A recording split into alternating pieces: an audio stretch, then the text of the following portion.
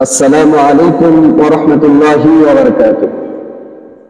আলহামদুলিল্লাহ, আমরা সকলে অবগত আছি আমাদের সামনে জিলহজ মাস আসতেছে।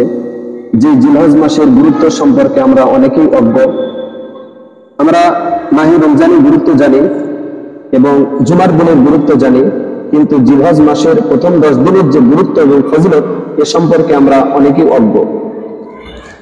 আল্লাহ রাব্বুল আলামিন কোরআনের মধ্যে বলতেছেন, ওয়াল ফাজর ওয়া লায়ালিন আশ ওয়াশ শাফা'i ওয়াল ওয়াতর, ফজরের কসম এবং 10 দিনের কসম। 10 দিন দ্বারা উদ্দেশ্য জিলহজ মাসের প্রথম 10 দিন। আর আল্লাহ রাব্বুল আলামিন যে বিষয়কে নিয়ে কসম খান সেটা অবশ্যই গুরুত্বপূর্ণ একটা বিষয়। এবং রাসূল সাল্লাল্লাহু আলাইহি ওয়াসাল্লাম হাদিস শরীফের মধ্যে বলতেছেন, ইন্না আ'যামা আইয়ামিদ দুনিয়া আল আশর, দুনিয়ার মধ্যে সর্বোত্তম দিন হচ্ছে জিলহজ মাসের প্রথম 10 দিন।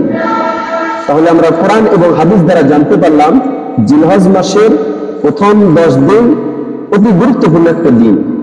এই দিনগুলিতে আমরা কি আমল করব?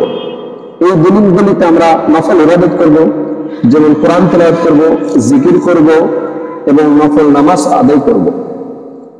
এবং জিলহজ মাসের প্রথম 9 দিন আমরা রোজা রাখব।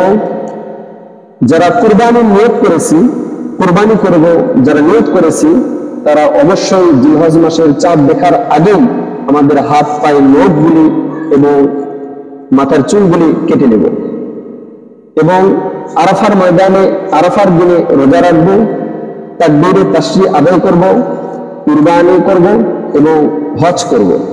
যাদের সামর্থ্য রয়েছে তারা এগুলি আমরা করব। আল্লাহ রাব্বুল আলামিন আমাদের সবাইকে বুঝে শুনে আমল করার তৌফিক দান করুন। আল্লাহুম্মা আমিন।